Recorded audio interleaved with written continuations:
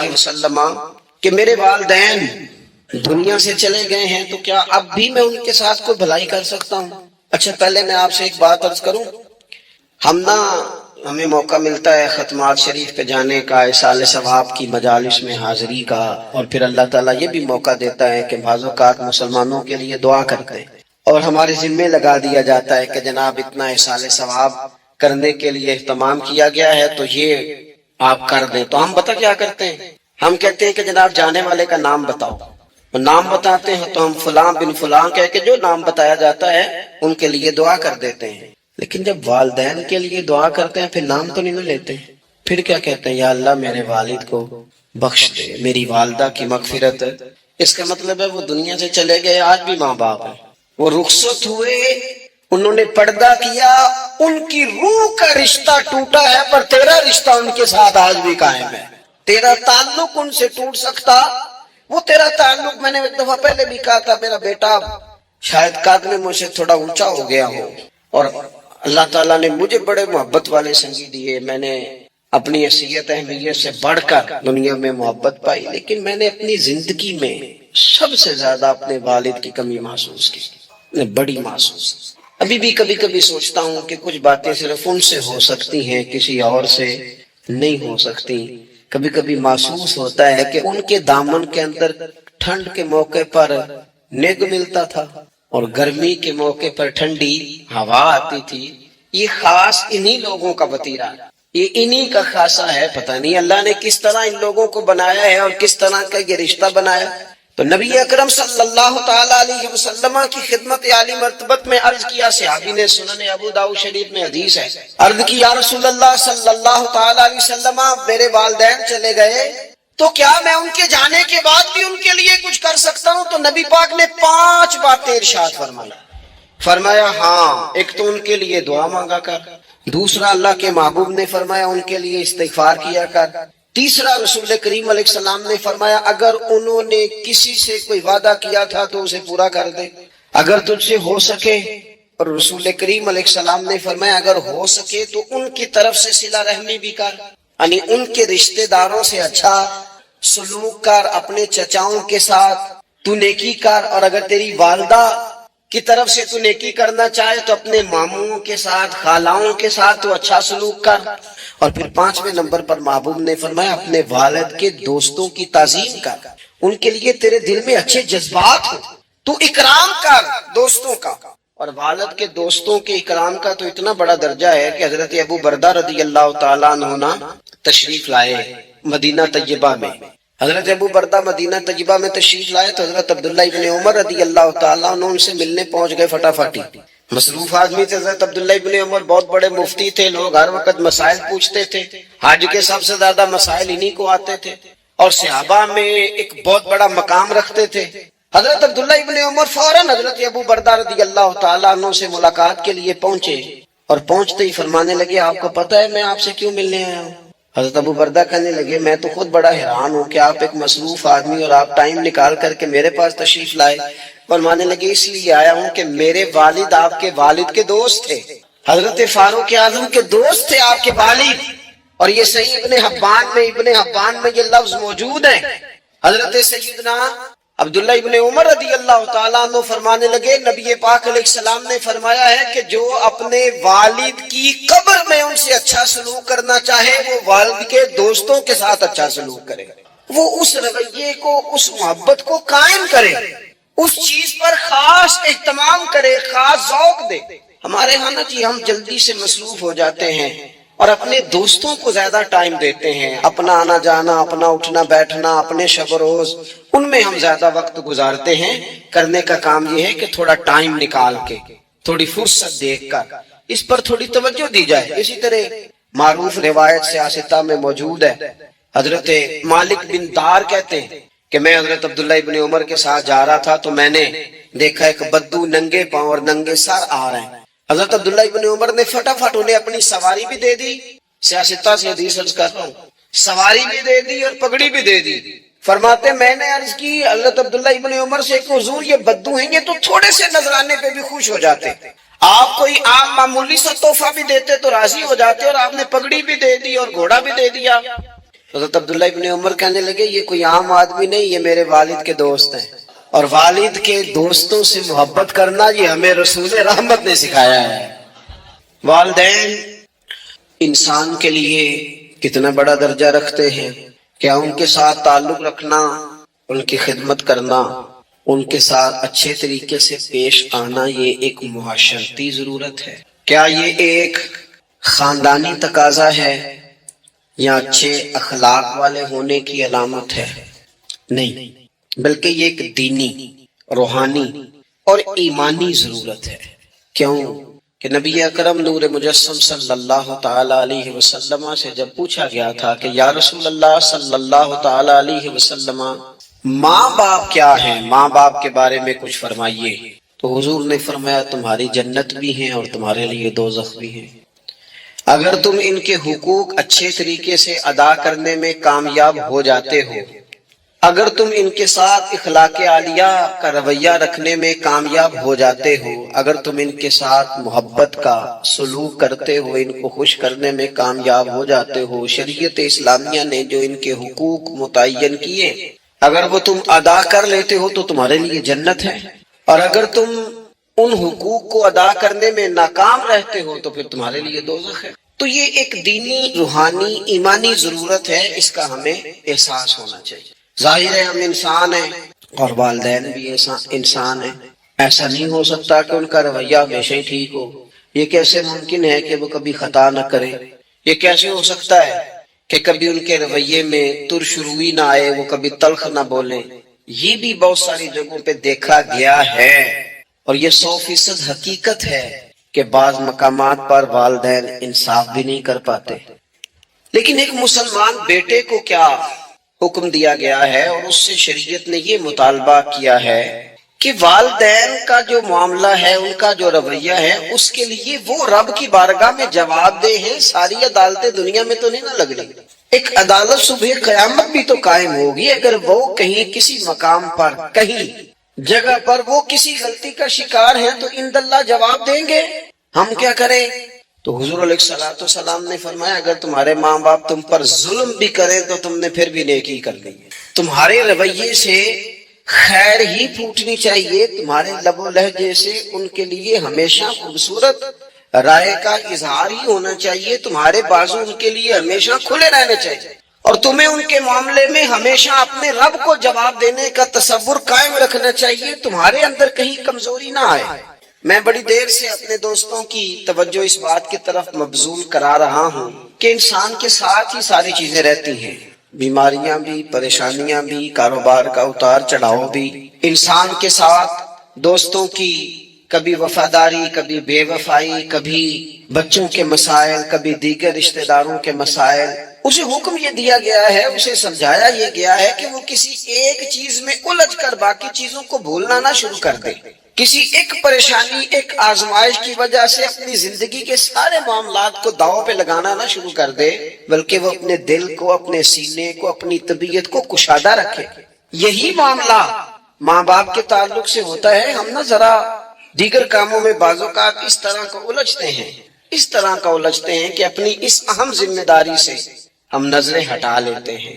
میرے نبی اکرم صلی اللہ تعالی علیہ وسلم سے ایک شخص نے یہ عرض کیا تھا کہ یا رسول اللہ صلی اللہ تعالی علیہ وسلم، میں نے نہ تیز دھوپ میں جلتی اور تپتی ہوئی زمین پر کئی میل کا سفر اپنی ماں کو اٹھا کے اس طرح کیا ہے کہ میرے پیروں میں جوتے نہیں تھے۔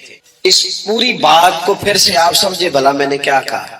یعنی گرم زمین پر گرمیوں میں چلنا ایک انتہائی مشکل کام ہے، اور پھر گرمی اگر عرب شریف کی ہو اور صحرائی علاقہ ہو، اور پھر آپ نے ایک شخص کو بھی کندھوں پر اٹھایا ہوا ہو۔ یا رسول اللہ صلی اللہ تعالی علیہ وسلم، گرم موسم میں گرم ریت پر ننگے پاؤں ماں کو اٹھا کر میں نے میلوں کا سفر کیا۔ خدا را میری بات کو تقریر نہ سمجھنا، یہ ایک غلام نے اپنے نبی سے سوال کیا۔ اس سوال کی لذت کو محسوس کریں اور پھر جواب کا حسن ملاحظہ کریں۔ عرض کی حضور، بڑا میں نے سنا ہے کہ ماں باپ کی خدمت کا حق ادا کرنا چاہیے، تو وہ میں کوئی حق ادا کر سکا ہوں، کوئی خدمت کر سکا ہوں؟ اس نے کہا میں نے میلوں ننگے پاؤں تپتی زمین پر صحرا میں سفر کیا ہے، تو محبوب کریم نے بھی اسے سبق یاد کرایا. اس نے اپنی طرف سے خدمت بتائی تھی تو حضور نے ماں کی شفقت بتائی. فرمایا جب تو پیدا ہوا تھا تو تیری ماں کو درد کے جھٹکے آئے تھے.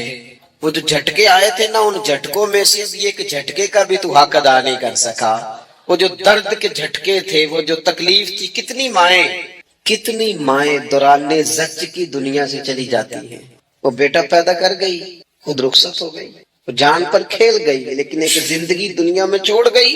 لیکن کیا کبھی ایسا ہوا ہے کہ کسی ماں نے کہیں کھڑے ہو کے کہا ہو کہ اوہو میں نے بڑا کام کیا ہے، میں نے بڑی خدمت کی ہے، میں نے یہ کیا ہے، میں نے یہ اعزاز دیا ہے، لیکن بچے تھوڑا سا کر کے نا، آپ نے ناراض نہیں ہونا، میں نے اپنے کانوں سے یہ باتیں سنی ہیں کہ جی الحمدللہ میں نے ابا جی کو حج کرایا ہے، شکر ہے اللہ کا جی ابا جی میرے پاس ہی تھے جی، باقی بھائیوں کے پاس نہیں تھے. تو ابا جی کس کے تھے؟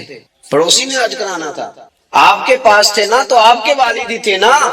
آپ نے یہ 20 مرتبہ بتایا ہے کہ والد کی میں خدمت کرتا ہوں، میرے پاس رہتا. یہ بھی بتاؤ کہ ابا نے مجھے حصہ کتنا دیا ہے. ساتھ یہ بھی بیان کرو کہ صرف ابا ہی میرے پاس نہیں رہتا، میں نے بھی ساری زندگی باپ کے پاس ہی گزاری ہے. اس نے بھی کبھی کہا تھا چاروں میرے پاس ہوتے ہیں، پانچوں میں نے رکھے ہوئے. کیا مذاق ہے، کتنی چھوٹی سوچ ہے. اپنے والدین کے ساتھ بڑا رویہ عمدہ کیا جائے، کبھی نہ الجھنا. خبردار، ایک مقام پر ماں باپ کی نافرمانی کی جا سکتی ہے. وہ کب؟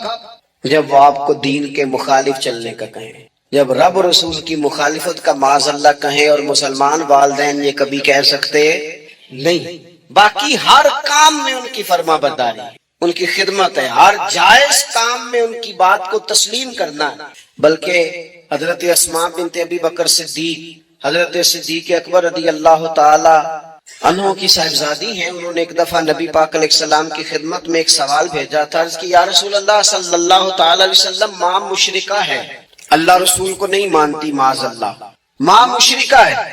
تو حضور وہ مجھ سے ملنا چاہتی ہے، کیا میں اس سے حسن سلوک کر سکتی ہوں؟ تو نبی کریم نے فرمایا تیری تو ماں ہے نا، چل تو اچھا سلوک ہی کر، تو اپنا رویہ اس کے ساتھ ٹھیک رکھ، کیونکہ تیری والدہ ہے. میں آج حقوق والدین پر تقریر نہیں کرنے جا رہا، بس ایسے مجھے خیال آیا. میں ایک دوست نے ایک سوال پوچھا ہے، مجھے اچھا لگا ان کا بات پوچھنا.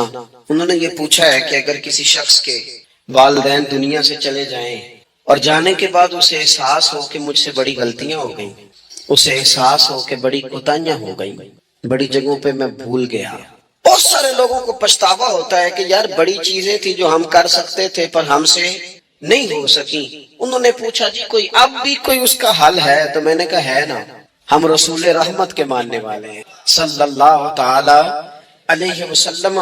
نبی پاک صلی اللہ تعالی علیہ وسلم نے ارشاد فرمایا، الترغیب الترغیب میں حدیث موجود ہے. حضرت انس بن مالک رضی اللہ تعالیٰ عنہ حدیث کے راوی ہیں.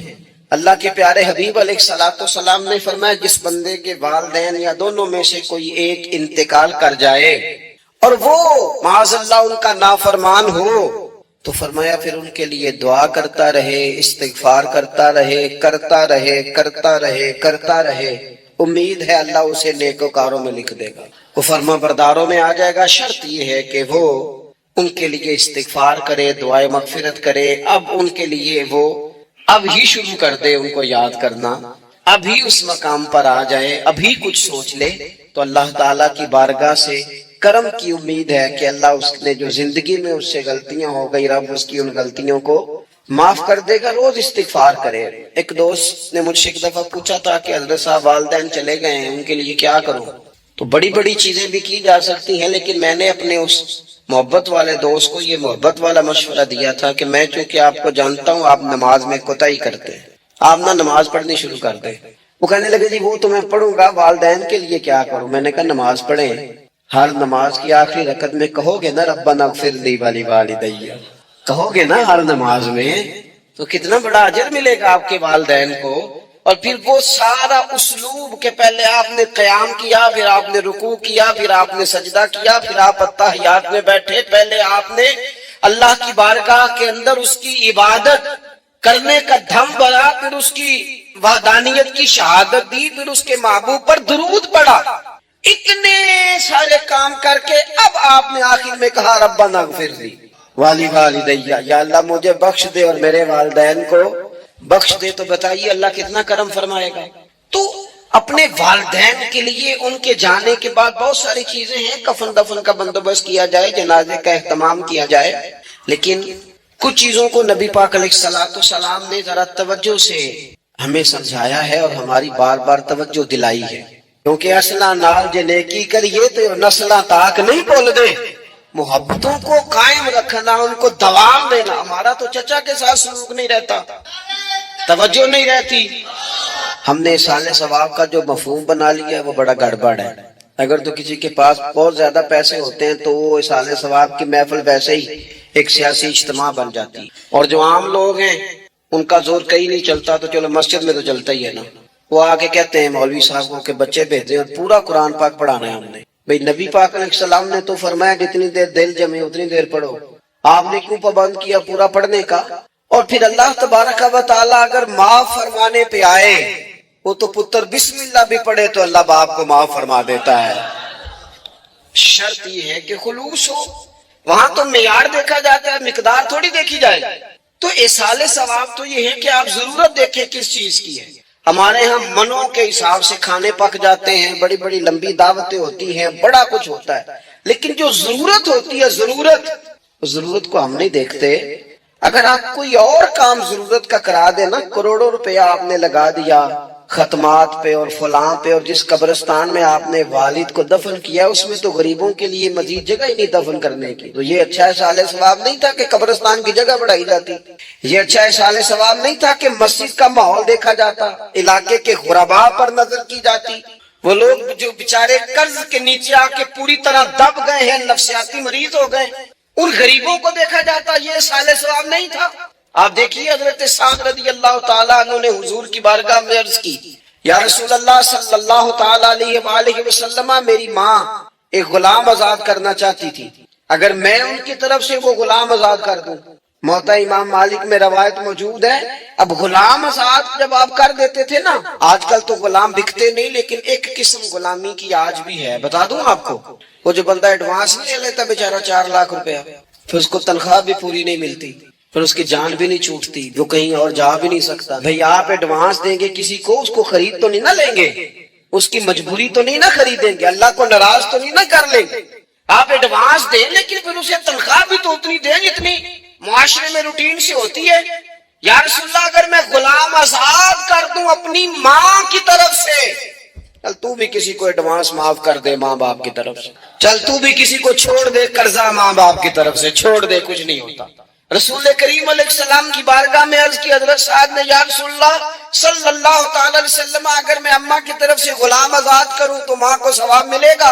حضور نے فرمایا کرنا، ملے گا نا تیری ماں کو ثواب، کرنا تم یہ اصالِ ثواب، یہ والا اصالِ ثواب کرنا۔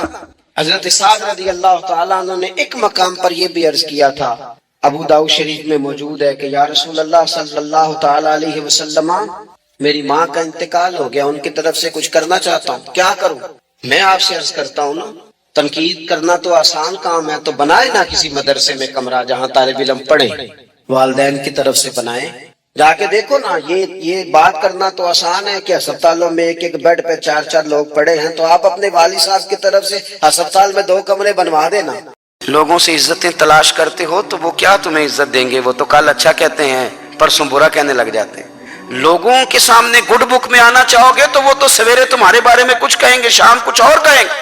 اپنی روحانی زندگی آباد کریں، اپنے مسلح کو وقت دیں، اور دنیا سے چھپ کر اس موبائل کو بند کر کے اور اپنے آپ سے بھی چھپ کے اور تنہا ہو کے چھپا کے سارا کچھ اپنے آنسو اپنے رب کی بارگاہ میں پیش کریں، اس کے حضور حاضری دیں۔ سنو نا ترمذی کی حدیث، اور اسے یاد رکھنا، نبی پاک علیہ السلام نے فرمایا اپنے دکھ لوگوں کے سامنے نہ بیان کرنا، سیٹھوں نوابوں کو نہ بتاتے پھرنا، دنیا داروں کے سامنے جا کے نہ رونا کہ میں تکلیف میں ہوں۔ فرمایا اگر دنیا داروں کو دکھ بتاؤ گے رب تمہیں کبھی غنی نہیں کرے گا۔ اور لوگ ہیں کہ الٹا مذاق اڑائیں گے۔ آپ کی جس سے بڑی پکی یاری ہے نا، پکی، وہ تب تک پکی ہے جب تک آپ نے 50,000 مانگا نہیں، اور جس وقت آپ نے کہہ دیا کہ میں مجبور ہوں میری مدد کر، تو پھر ختم ہو گئی دوستی۔ لوگوں کی تعلقات آپ کے ساتھ تب تک ہیں جب تک آپ ان سے کوئی ضرورت وابستہ نہیں کرتے۔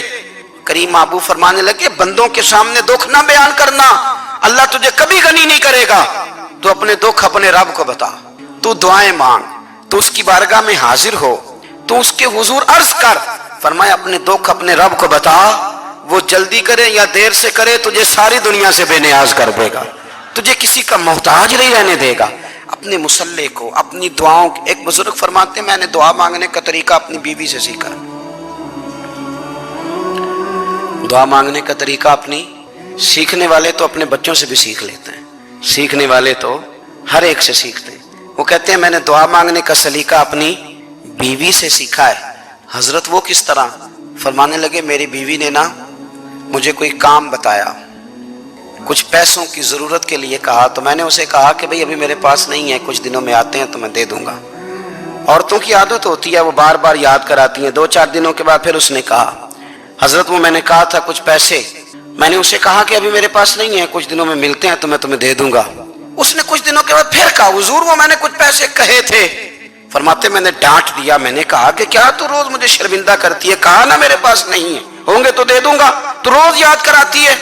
فرماتے ہیں اس نے پہلے تو میری ڈانٹ کو سہا، پھر میرے سخت جملوں نے اس کی آنکھوں میں آنسو پیدا کر دیے، پھر اس نے اپنے آنچل میں اپنے اس دکھ کو سمیٹا، اور پھر اس نے ایک جملہ کہا تو میں رو پڑا، اور مجھے اپنے رب سے مانگنے کا طریقہ آ گیا۔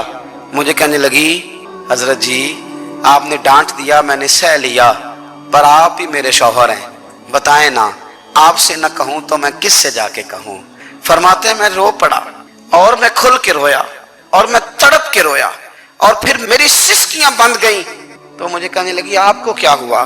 میں نے کہا مجھے بھی دعا مانگنی آ گئی ہے، جب میں اسے کہوں گا نا اللہ تو ہی میرا رب ہے، میں تجھ سے نہ کہوں تو میں کس سے جا کے کہوں، میں کیوں کسی بندے سے سوال کروں، میں کیوں کسی دنیا دار سے کہوں، میں تیرے بندوں کا، نیک بندوں کا وسیلہ لے کے، تیرے محبوب کی غلامی لے کے تیری بارگاہ میں آئیں، تجھ سے نہ مانگوں تو کس سے مانگوں۔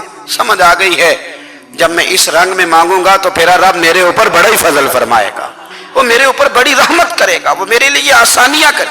عزیز دوستو ہم اس طرح کرنے لگ گئے ہیں کہ ہم نے نا اپنے تعلقات پر اعتماد کرنا شروع کر دیا ہے، میرے تعلقات بہت ہیں، ہم نے اپنی دولت پر اعتماد کرنا شروع کر دیا ہے، میرے پاس دولت بہت ہے، ہم نے اپنے علم پر، اپنی شہرت پر اعتماد کرنا شروع کر دیا ہے کہ میرے پاس فلاں چیز بہت ہے۔ یاد رکھنا جب بے نیاز اپنی صفت بے نیازی دکھاتا ہے تو بڑی بڑی دولتوں والے مجبور نظر آتے ہیں۔ بھائیو جب انسان کا رشتہ اپنے مالک کے ساتھ ہوتا ہے پھر تو غم بھی کچھ نہیں کہتے، پریشانیاں بھی کچھ نہیں کہتی، پھر تو زندگی صبر والی، پھر تو زندگی توکل والی، پھر تو زندگی بھروسے والی، پھر انسان اپنے آپ کو رسوا نہیں کرتا۔